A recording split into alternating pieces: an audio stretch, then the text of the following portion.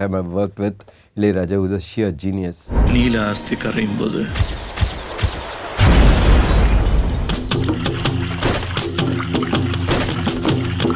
What I do is I take the CD from him and it's non-stop loop on my house. You know, so much so that the rest of my family wants it out. Neeya Naana We're not scared to make a mistake, fall down.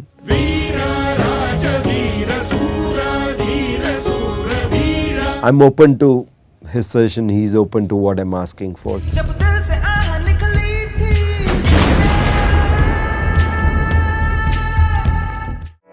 Tracking milestones of an incredible journey spanning more than 3 decades. Rahman Music Sheets. Hi friends, discover the top take as we uncover the wow factor in this episode. Do watch it till the end to grab this musical moment of the day.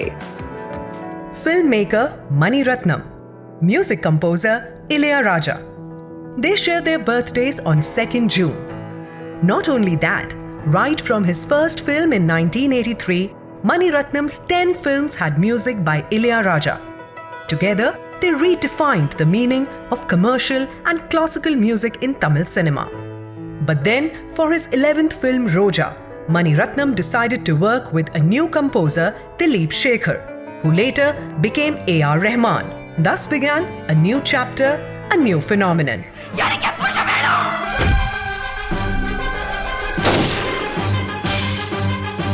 జై Hind. Shifting from a stalwart like Mr. Ilaiyaraaja to an absolutely new music composer, was it a challenging decision? No, I think they're really opposites in the sense the way they work, the way they conceive, the way they compose, everything is very different between, you know, it's like two ends of the spectrum. The working style is completely different and both are absolutely brilliant, you know. And for a long time I've worked with Ilaiyaraaja, who's a sheer genius. And then coming to Rahman, you know, who is such a, you know, detailed person, you know. I mean, so he produces, when he gives you a scratch, it is a fully produced scratch, you know. And he cares for every bit of the sound that goes in there. So they're two entirely different schools, I would say. And it was fascinating to move from one to another. And, you know, there are several ways of making anything creative, I suppose. And so it was good to know that you can do right the opposite and get, you know, equally good results. So, what are your initial memories of Rahman? Did you know him before you met him? Did I know him before? I've known of him, yes. I mean, he's done a lot of work on commercials. And before that, when I was doing a film with Ilaiyaraaja, he was a programmer. He was working on the keyboard. And I've seen him as really as a small school kid almost, you know. And we are doing a film called Maunaragam. He was there and he did the programming in that film. I've heard of him. I've heard of him from quite a few ad filmmakers. I mean, I've had quite a few friends and all of them were working with Rahman.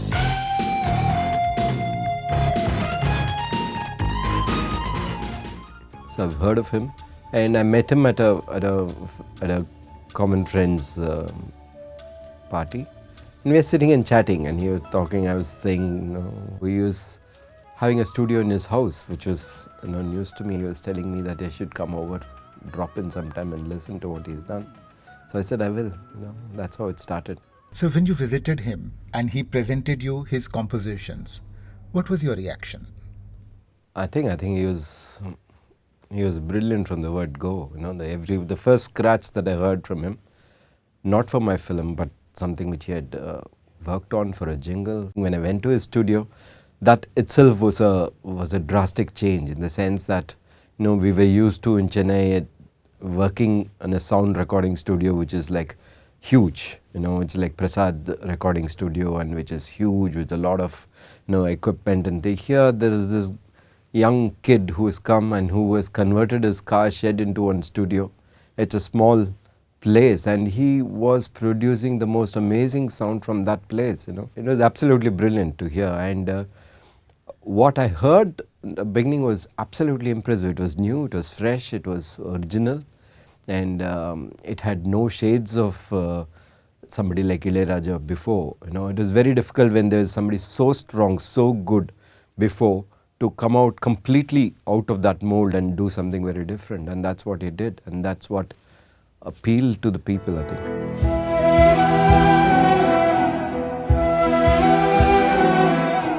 During the process of making music, were you ever doubtful of your decision of working with a new composer? No, when, before we decided to go with Rahman, I think Rahman and me must have sat for a month or two before we said, okay, we'll go ahead on this project together. We sat down and he'd come to the office, he'd sit with the keyboard, we'll work on a few tunes. And because, it was very important for us to have music of a certain standard, and once I knew that this was the caliber of it, and every time you go into a studio, there's no way there can be any doubt in your mind, because the product that he was giving out was so fantastic that doubt was the last thing that I had in my mind. What we didn't think was that it would become a rage, that it would be accepted so well. That is, we didn't anticipate, we had hoped, but we didn't anticipate that. But no doubts at all. I think we were very sure that this guy was really special.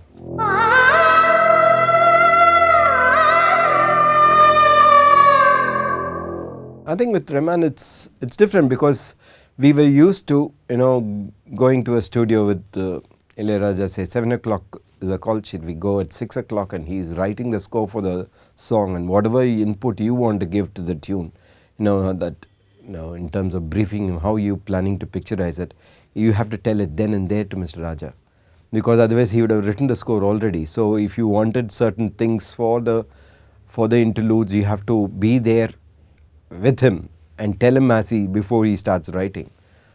And he produced, and at 2 o'clock we had a full product. We came out with the product. That's what we are used to.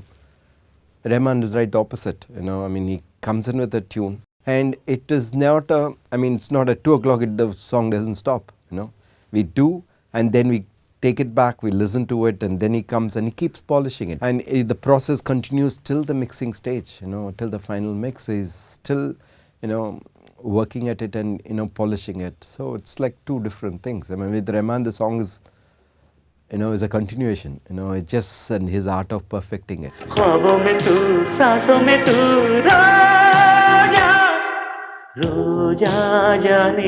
For Roja, the budget for music composer was just 25,000 rupees. Is it correct?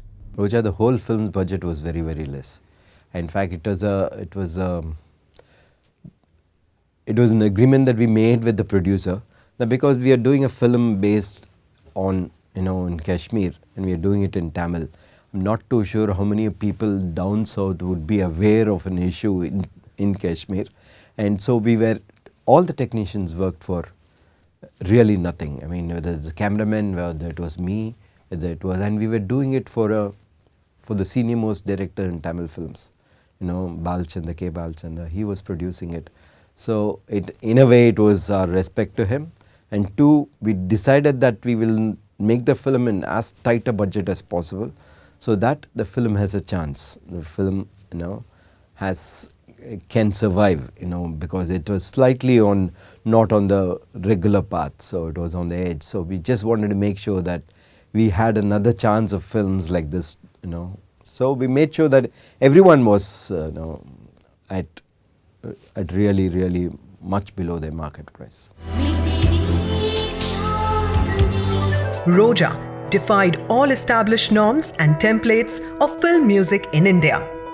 A definite but mutated fusion of jazz, African, Western classical, and Indian music.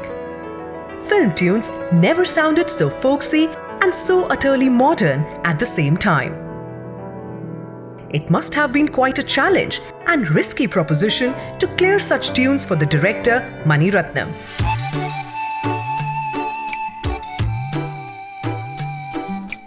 Actually, it is not difficult at all. Actually, it is quite easy, because the tunes were absolutely fantastic. The first tune he did was Chinna Chinna Asai, and it just had such a quality to it.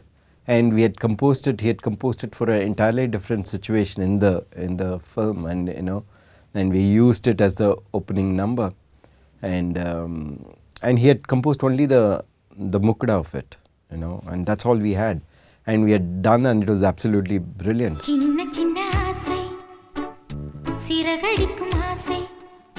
And then I had no idea how he is going to do the antara. And then when I was there, he went upstairs, he came back, after a couple of hours, and he had an antara which was as, unexpected and as brilliant as the mukda.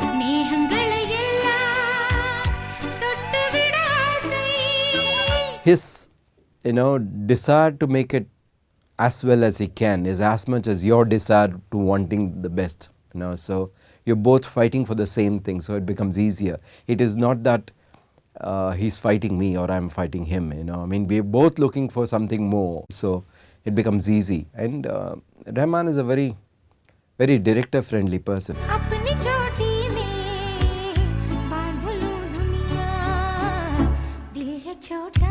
Similarly, the song Rukmini Rukmini, has some kind of beats that we never associate with village surroundings. And the way you picturized it also, old women dancing to such beats. Yeah, I think the situation was given. That is a part, the old ladies were part of the script, so it was not just for the song, they were dancing. They were part of the narrative and their part, so we thought we would do a song based on that. And then he had worked on a tune for it, and it took a while to get it, get it perfected, till he was also happy and I was also happy. Rukmani, Rukmani, shaadi ke baad kya kya hua? I think Rahman's huge strength is rhythm, he's born with rhythm in his, in his mind. He really has a flair for it, and he was very particular that we should use these Japanese drums to get that kind of excitement into the song. So it was his idea and it was his output, and it sounded absolutely fantastic. It just made the shooting that much more challenging.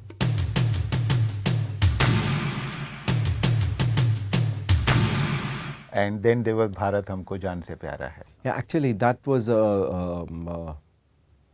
I think the concept of that first line, in Tamil of that song was something which he had already done. I think he had worked on it and he played it to me, and it was such a soulful thing, so we decided to use that as the theme of the film, and the mukda was worked on later. Tamila, Tamila, naale nam naale. What was so unique about Roja music that it became such a huge hit? Actually, when you do music, you're not worried that you want it to become the biggest hit ever. You trying to do what is right for your film at that point of time.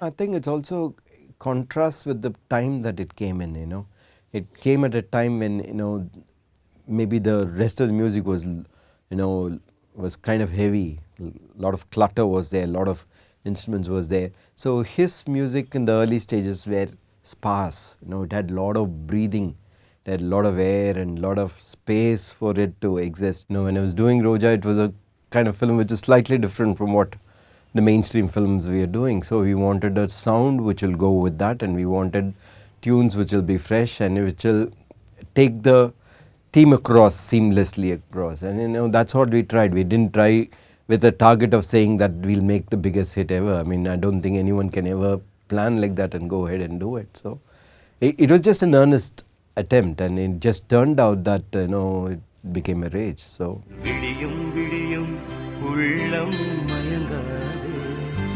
Time has rated Roja's soundtrack as one of the 10 all-time best soundtracks. If I were to ask you, look at your work critically, would you agree with that rating? I don't know. I think this rating is will keep changing. Will keep changing with the person who's rating it, and it doesn't matter. I'm glad that after so many years, we're still talking of Roja soundtrack. I know that was his first film, and if he comes with something like that to make a mark, I think just shows that it's not something that's popularity that suddenly come up. He's always had it in him. Roja was just possibly the window, that's all. It was nothing more than that. He would have anyway been where he is now.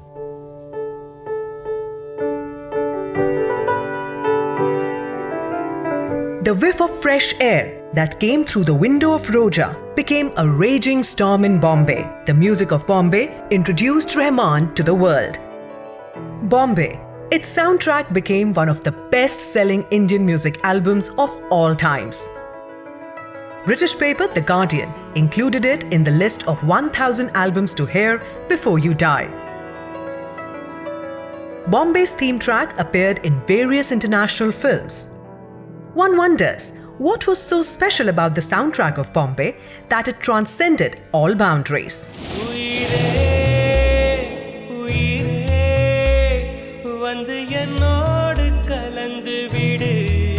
When you make a film, you're not looking at that. You're just trying to make a film and you're trying to make it, make the music, right for it. Music which will work, which will help the script to elevate itself. That is the basic motive when you start a film. But what I think was really outstanding with Bombay's work was the theme music that he had done for Bombay.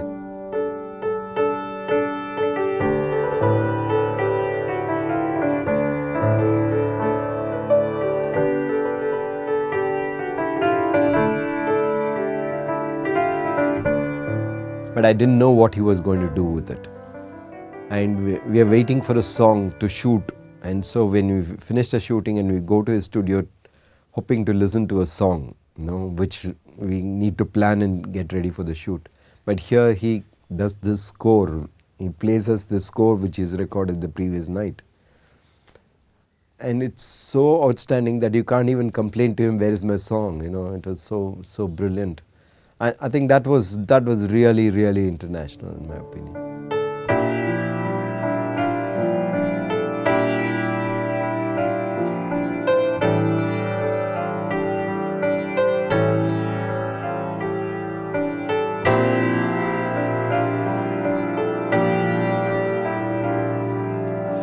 But sir, I'm finding it very interesting that when you heard his composition, you liked it right in the first. No, not really so. What I do is I take the CD from him and it's non-stop loop on my house. So much so that the rest of my family wants it out.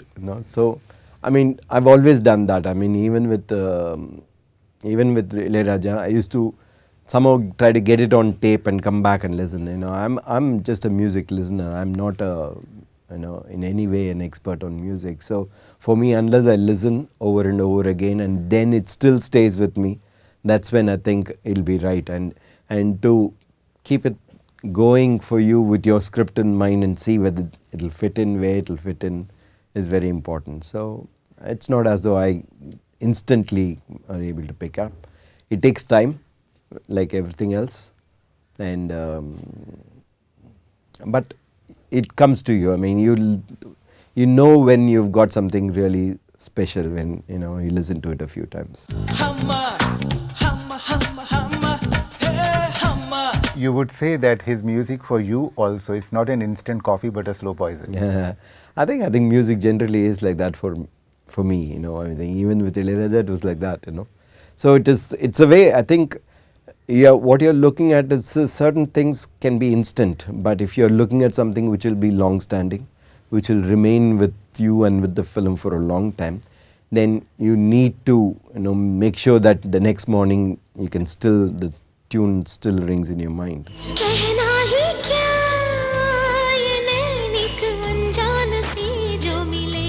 Shooting those songs must have been quite challenging. So what was the process? Did you decide on the visual treatment first and he created music accordingly? Or he created music and you interpreted it visually? I think it's a two-way process. When we compose, you give a brief as to what you're looking at, what kind you're looking at. And that's the motive with which you go. But once the music is made, once the song is produced, it becomes an entity of its own, and that demands a certain thing from you. So you've given an input and he comes out with something, and that becomes the input for you to relook at it, to reconceive it or to enhance it. Sometimes what you've had in mind may not be right for it, So, or you ask him to shift it a little, see whether we can change it, you know. So with him it's very easy in the sense that when you say it doesn't work for you, he would have worked all night, he would have worked for several months, got something ready. And if you tell him that it's not working, it's never personal with him. He's so much of a director-friendly person that at any point of time you can tell that you like this, you don't like this, that you know, that I was thinking of this part as a silent piece. And he might agree, may not agree, but he'll listen to you and give you an alternate, you know. So it was like working together, really, you know. I mean, it was not just that I have to hold him and take him, or that he will go somewhere and I have to see it and say yes or no. It's not that. It's like a, you know, it's like a partnership, really speaking.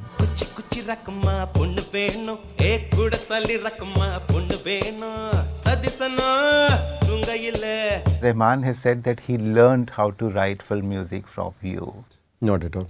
I think Rahman is just being nice and saying that, but not at all. It absolutely not. I mean, he knew everything. You know, he just that I just had to tell him that he doesn't have to do what somebody else is doing. That he can do. You know, we don't have to think in terms of what is being done. We can, you know, do something different. So as long as we get the emotion right. So I think just that he was not asked to repeat, you know, make another version of somebody else, but to be himself. That's all the thing that I've done. The rest is all his work.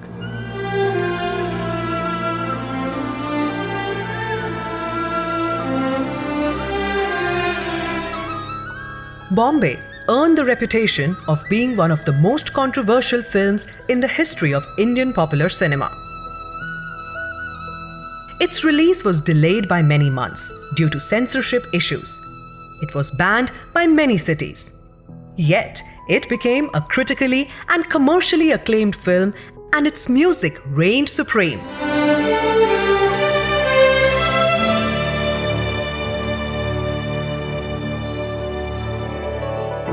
Dil Se, the final installment of the thematic trilogy by Mani Ratnam.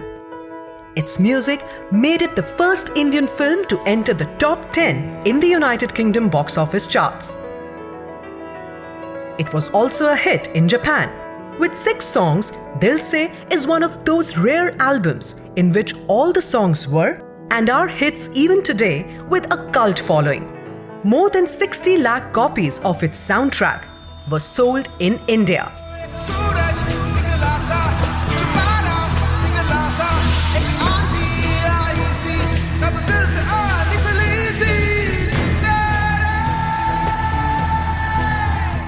It was at the start of Dil Se, and I was in his studio upstairs and we were working on a few things, and then he called me downstairs and said, I want you to listen to something. And he played this rough thing, which was just the voice then done with Sukhwinder, and you know, lyric was Sukhwinder's improvisation of a few things and things like that. But it had, as usual, it had just a mukda in it, and it was just fantastic. It was brilliant.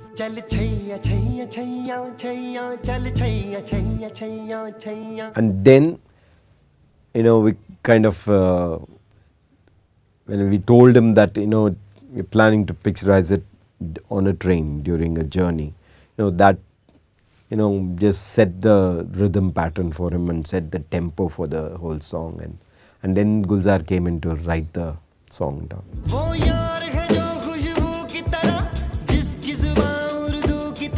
So Sufism has played a very important role in his life, and you have seen him grow and go through that particular process.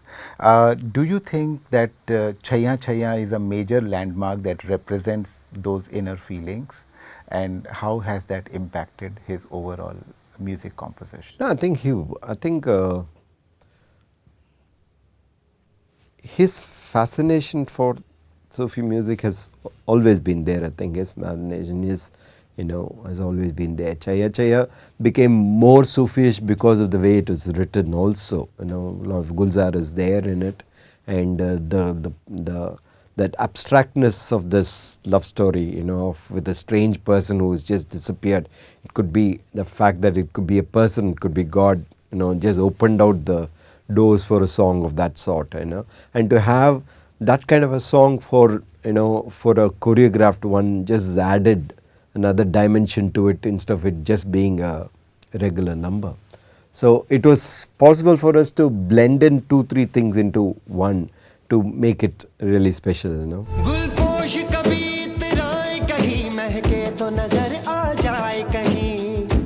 He was anyway, he is still, you know, very, very attracted towards that kind of a music and that kind of a thought process. I think as a person, even when he was doing Roja, when he was very young, I mean, there was a philosophical bent of mind that he had, you know, and don't think as a person he's drastically changed, you know. He's had the maturity even then, and as a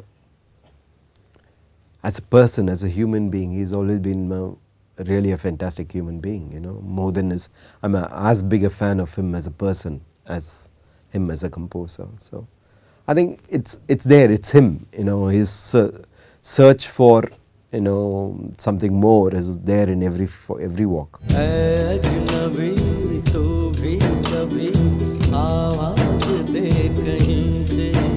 Sir, Rahman is a deeply spiritual person and you are a proclaimed atheist. How do you coexist? Because you must be looking at things quite differently. Yeah, no.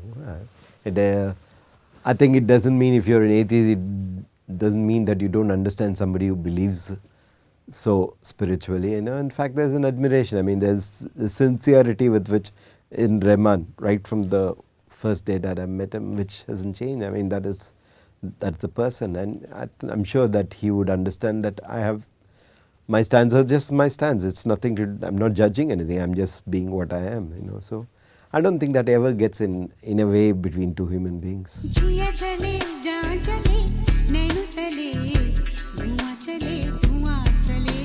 Rahman is not only a composer, but he's also the recordist. You know, is really an engineer too. You know, rolled into one. I think these days all musicians are becoming like that. But Rahman is one of the earliest I have seen. You know, he pays so much attention to the way it's recorded, to the way it will sound, the way it is mic'd. He's come at a time when the digital age was coming in, when the modes of recording was changing, and so the entire process became different. Sometimes he just has a rhythm track and we record the song. We record the voice with the lyric, with just the rhythm track. And then he goes over it and then starts layering it one by one. And you know, and his contribution to the engineering of a song is remarkable. Is really something very, very, very, very big, which is not seen outside. But I think he is a genius in that. You know, Tamil has been gifted. You know, we've had fantastic music directors all along. You know, I mean, for decades together, we had an M.S. Viswanathan and Ramurthy. Then we had Ilaiyaraaja for a long time, and then Rahman's come. So he had a huge standard set in front of him when he came in. So the only way I think he thought he could stand out is to break through, not do what they've done, you know, and to make a sound which was international. I think even then, even the first film, he was trying to sound international, not just to make a hit, not just to be different, but to be on levels of what he hears of world music outside. So I think the ambition was there, right there. His engineering skills were so good that that was his music. You know, the way even now, if you see with all, even in a heavy song, you can still make out individual instruments, you know what I mean? And I think that's a gift that he has. It comes naturally to him, you know, and I think that's what makes his style so unique.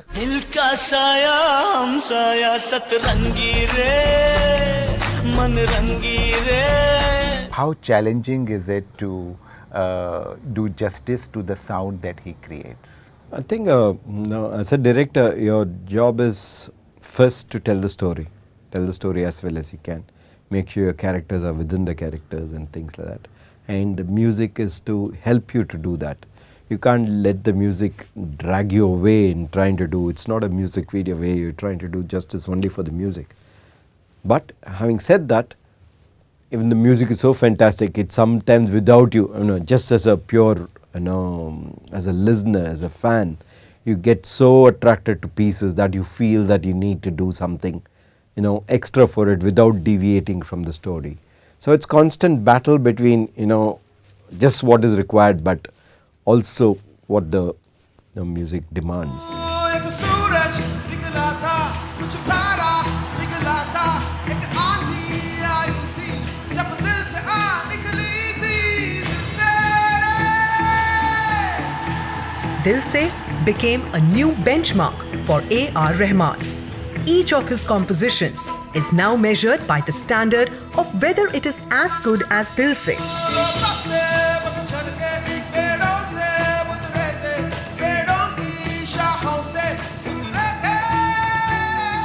The Mani Ratnam trilogy had another dimension. Its background score was also discussed and appreciated.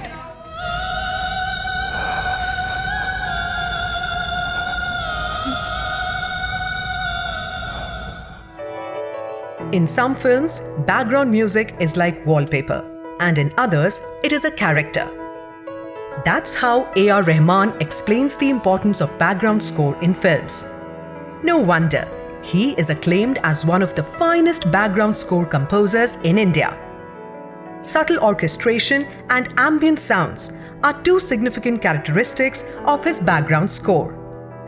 Besides positive reviews, Rahman earned many prestigious awards for his background scores.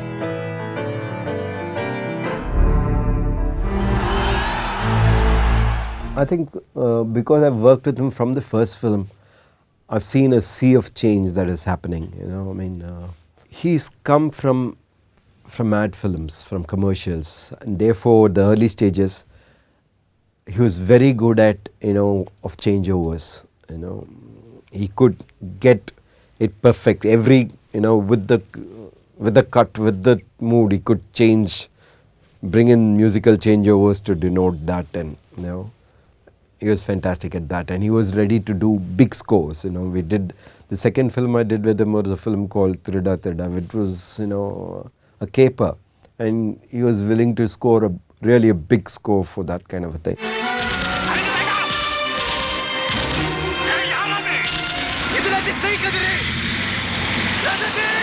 Slowly, I think in over the next 3-4 films, I think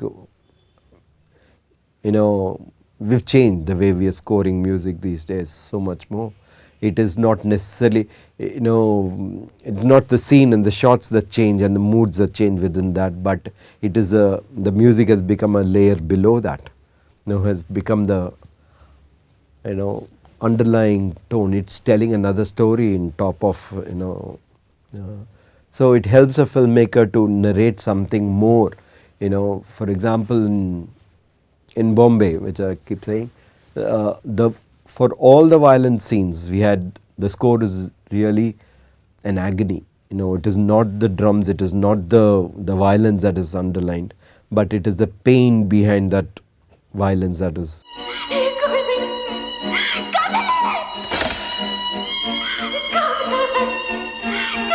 So he's capable, he started thinking laterally, he started composing laterally and not underlining, necessarily all the elements, So, and for me it works very well, So these days we look at just the overall tone of the film and the themes of the film and slowly start filling the rest of them, So it gets a particular style, like you have a visual style, you have a musical tone for the entire film.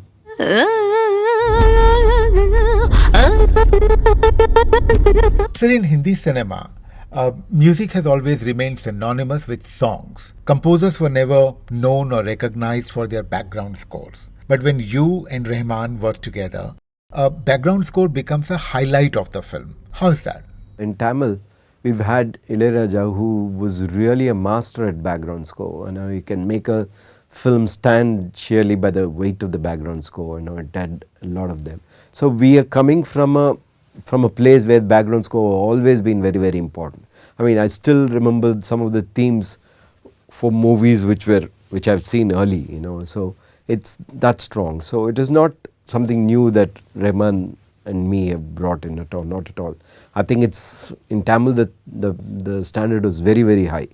The thing is to do something not necessarily the same way, but something very different, to approach it slightly more international, where we don't necessarily give cues to the emotion, but to tell another story through just like you try to use the visual to tell a story, you try to use this to tell a story. And with Rahman, that kind of a approach was very easy. He's very, keen to do something different, keen to not to do the conventional one, and trying still, I mean his thirst for trying to do something new is just unbelievable. When I meet him, there's an absolute urge to, push the envelope all the time. तो क्या अपना सपना पूरा हुआ? He's always been a player, and the way he plays his keyboard is just amazing. It just, if late in the night he sits at 2:30, 3 o'clock in the early morning, and sometimes he just lets go. Early days he'll never let you listen. He'll have his headphones on and he'll finish it and then only show you. But at 2:30 he lets his guard down a bit and lets you, and just plays. And it's an amazing gift. He's probably one of the best keyboard players we have. So I mean, he starts from that stance of a musician, of a player.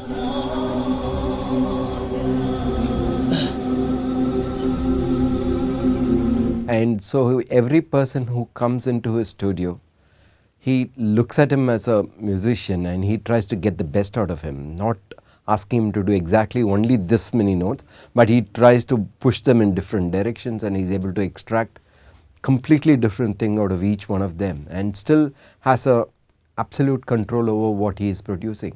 In a strange way, it's very similar to the way some directors work. I mean, the way they extract performances from the actors. Some directors tell very specifically that this is the way I want it to be played, and expect the actors to do it, and others push the actors to put themselves into the role and get something extra out of them, each one of them every time. So I think it's very similar in music also. Rahman does that. Okay, Kanmani. நான் உனக்கு கண்மணியா? ஆமா கண்மணி. So for songs too, unlike other composers, Rahman records the singer first, and then he adds music tracks to it. He layers it. Is this unique style responsible for the music that he manages to create? No, I don't think the method is ever responsible for the result. I think that's the way he likes to work, and that's the way he conceives. I think it's just different styles, that's all. I will not use that as the reason why his music is as it is, or as the reason why others are not doing that. I think a lot of people are doing it nowadays, but I think that's just a style. It's not a style that he's picked late. It was there right from the first film. So I mean, that's how I think he must have done his jingles also. So it's a path that he's picked and he's perfected. But that's just a path. The fact remains, the final output is the only thing that counts. I mean, you and I go back only to listen to that. And that is, however you make it, that's what really matters.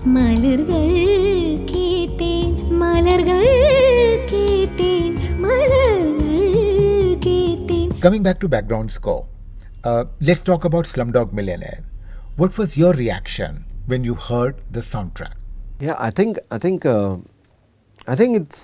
it's Rahman. You can feel the Rahman pulse, and the fact that he's able to do that so well for a film that has a tempo of a Western film, of an English film, and I think he was always capable. I think he could have, he's probably done much better scores earlier in his life, just that it is in the right film at the right time and it got the recognition, and I'm very happy for that, that it got it.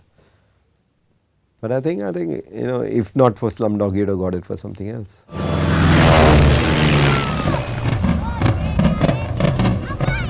Can you sort of define what was so unique about it that it got Oscar, it got Grammy, and were you able to crack that particular thing? No, it's not that. I mean, I don't have a solutions or a answer for that. But what I would say is, as a listener, if I look at myself as a international listener, when there's something unique, something very different, something out of the way, which comes in, which works like magic, and which appeals, which which sounds genuine, not a put on, then it kind of grabs you immediately. I think that's what Slumdog Millionaire did.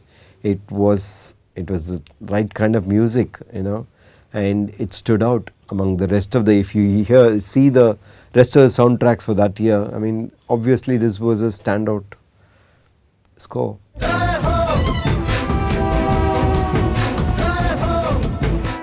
Every project with him is like working together for the first time.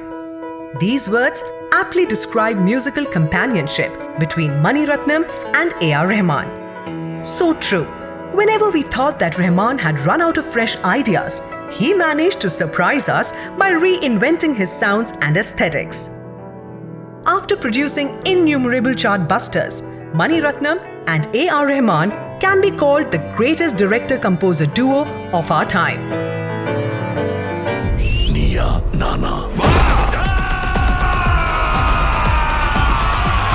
I think the simple thing is that we trust each other probably, and we both don't want what we have done before.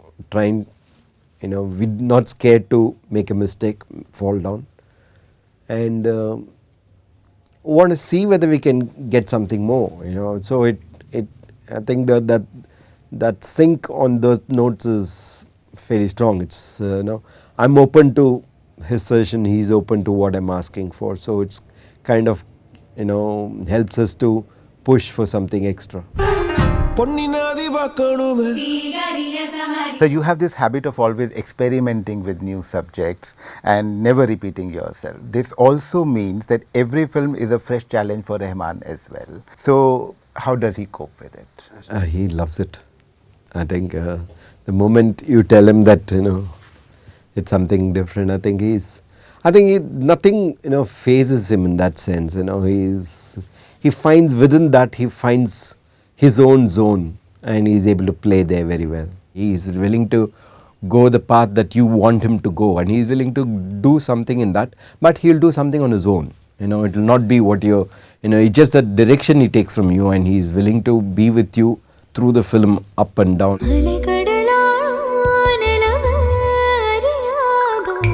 Sir, even for PS1 and PS2, his musical arrangements were quite Western with a global feel. Even from the first film, the sound he was trying to make was something which is international, which is not restricted to the Indian sound. He was trying to produce something which could be played anywhere, and it will still not be out of place. It will still be on par with anything. And given that, and given his ability to to get to the heart of anything, it's really something special that he's got. He's got a gift of being able to get to the soul of anything and get that element out and be able to place it correctly. If it doesn't not place, he doesn't mind just axing something brilliant and leaving it out.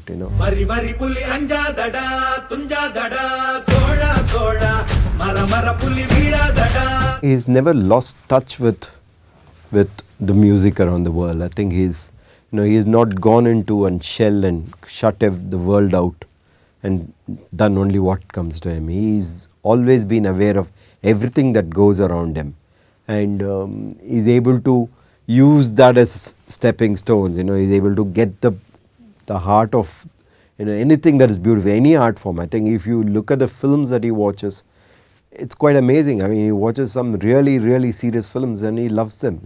I mean, it's in any art form he's able to pick the soul of that thing. So I think that's what keeps him. The fact that he's in touch with the rest of the world all the time, keeps him today. He hasn't dated.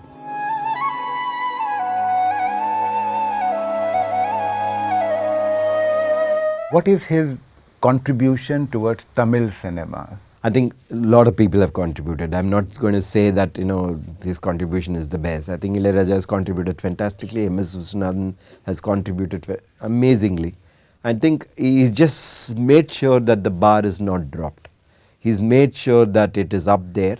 And the thing is that he's taken music from here across. He's crossed to north first, which Tamil music didn't do before. He did that, and then now he's crossed internationally. I think the fact that he's been able to blend this with an international sound, and therefore lot of input from here is getting transformed for an international consumption is probably his biggest contribution in music, not just movies but in music.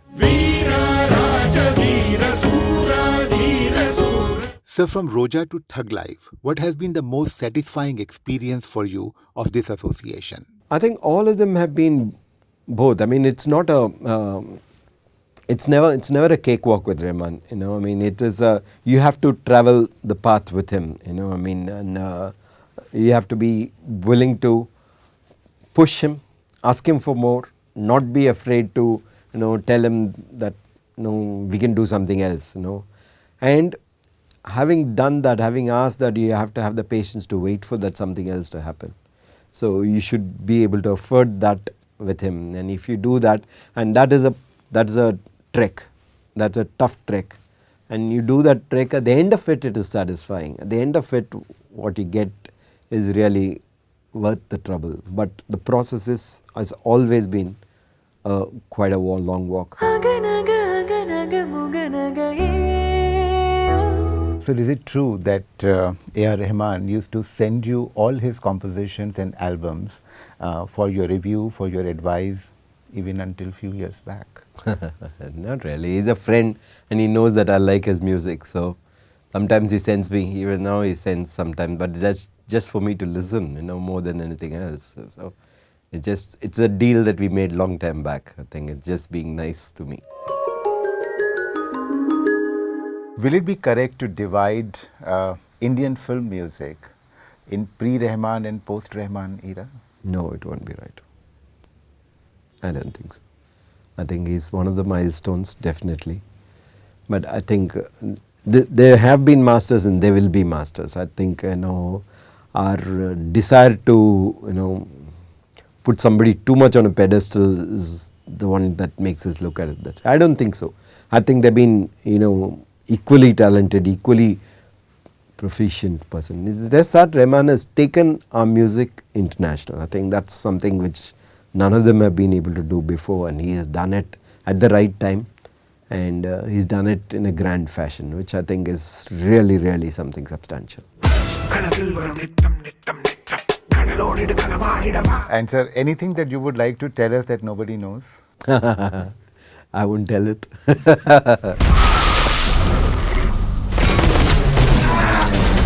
Is there anything that you would like to change in him, either as a person or as a musician?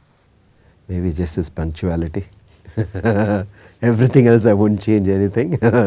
Just a little more on the... But that's the way he is, in the sense that, I've always felt that when he feels that there is a particular music piece or a song is important, he takes that much more time over it, and it might put your entire production, your scheduling, everything into a problem. But he can shut himself out of that and just concentrate on his output and make sure that that is really good. That's the only thing that I would like to change. That somewhere, I think to a large extent, going to West and working there has brought in that to a large extent. I think he's much more, these days when he says, I'll meet you at 5 o'clock tomorrow, at 5 o'clock he's there, and I'm so surprised to see him. So that's the only thing possibly I would change. Sugar baby and sugar baby, sugar baby and sugar baby. He comes in with a tune and the song doesn't stop. The process continues till the mixing stage, till the final mix. Is still, working at it and, polishing it. So it's like two different things. With Rahman, the song is, is a continuation. It's just his art of perfecting it. Do you agree that this indeed was the moment of the day? Is your choice different? Whatever your mind says, write it in the comments section below. We will be waiting. चांद के टुकड़े Subscribe to our YouTube channel, press the bell icon and stay entertained.